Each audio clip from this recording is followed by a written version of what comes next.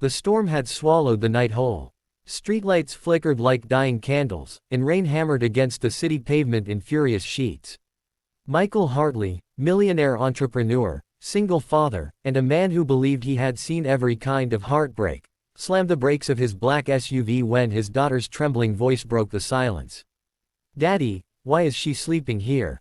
Little Ava pointed at a shadow curled beside the dumpster behind the closed bakery, a soaked, fragile figure no older than 16. Michael stepped out, expecting a drunk or a runaway. What he didn't expect was the girl's face, pale, bruised, terrified, and the words she whispered as she drifted back into unconsciousness.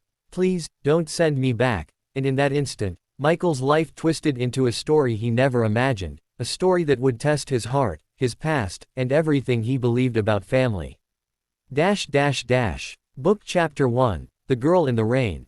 The night had been long, and the city was still stretched thin with the weight of storms that never seemed to end. Michael Hartley rarely worked this late anymore. Becoming a single father had rearranged his world. One moment he was CEO of a growing tech empire, the next he was juggling bedtime stories, tantrums, school lunches, and the quiet ache of loneliness that came after losing his wife.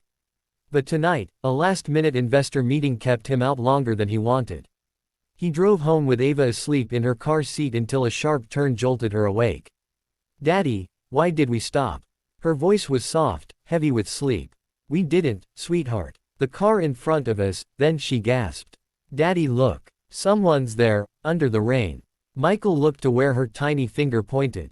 A figure was crumpled against the alley wall, not moving, not responding to the rain's punishing strike. The city wasn't safe at this hour, but something in the girl's stillness, too still, made his heart squeeze. He got out of the car and hurried through the rain, boots splashing in the waterlogged street. As he approached, the form became clearer. A girl, young, fragile, drenched completely. Her hair plastered to her face, clothes torn as though she'd fought something bigger than she ever could. He knelt beside her. "Miss, can you hear me?" She flinched as though expecting a blow. His chest tightened. This was fear, deep and ingrained. "It's okay," he said gently, "I'm not here to hurt you." Ava rolled down her window, rain misting into the car. "Daddy, is she okay?" "I don't know yet, baby. Stay inside." The girl's eyes fluttered open slowly, revealing a storm of exhaustion behind them. "Please," she whispered, barely audible. Michael leaned closer. "Please don't send me back." Then her eyes closed again. Panic surged in him. Hey, stay awake." But she drifted into unconsciousness, too weak to fight it. He felt the tremors in her body, cold, fear, hunger. Without thinking further, Michael scooped her into his arms. She weighed almost nothing. Ava scrambled out of the car despite the rain. "Daddy, bring her inside. She's freezing." He opened the back door and gently laid the girl across the seat. Ava reached out and held the girl's hand with innocent compassion. "We'll keep her safe, right, Daddy?" Michael hesitated. He had responsibilities. A daughter to protect. A public image to maintain. But looking at the girl, bruised, trembling, so young, something inside him shifted. A memory, his late wife, Elise, telling him, "Do what's right, not what's easy."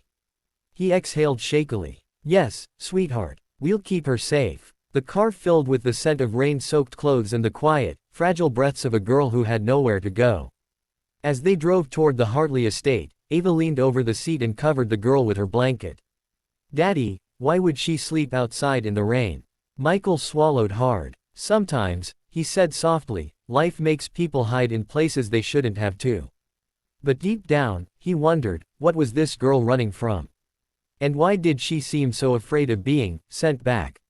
When they arrived home, Michael carried her inside, Ava guiding him with her small hand on his sleeve. The house was warm, filled with soft light and the faint smell of cinnamon from Ava's evening snack earlier. He set the girl on the couch and grabbed towels, blankets, the first aid kit. As he cleaned a cut on her forehead, he saw the bruises on her arms, old ones, faded from yellow to green, and fresh ones, purple-blue. Pain rose in his chest like fire. Someone had hurt this girl. Someone had chased her into the storm. Ava curled beside the couch. "Daddy, is she going to live with us now?" Michael paused. It was too soon to say. Too dangerous to assume. He was a father, his daughter came first. But he also couldn't abandon the girl who whispered those haunting words. "Let's help her for now," he said gently. "We'll see what she needs when she wakes up." Ava nodded, satisfied. Michael sat back, studying the girl's fragile sleeping form, wondering what kind of world she came from. Rain battered the windows, but inside the house, for the first time tonight, the storm seemed strangely smaller, like hope had stepped in quietly, wrapped in blankets and trembling breaths. He didn't know it yet, but this girl would pull him into the deepest, most emotional journey of his life. Book Chapter 2, When the Past Wakes Up. The girl woke at sunrise. Light filtered through the curtains, washing the room in soft gold. She stirred, eyes fluttering open with panic rising instantly in her chest. She sat up too fast, wincing, scanning the unfamiliar room with wide, terrified eyes. "Where am I?" Her voice cracked. "It's okay," Michael said from the kitchen doorway, raising his hands gently. "You're safe. You fainted last night. My daughter and I brought you here."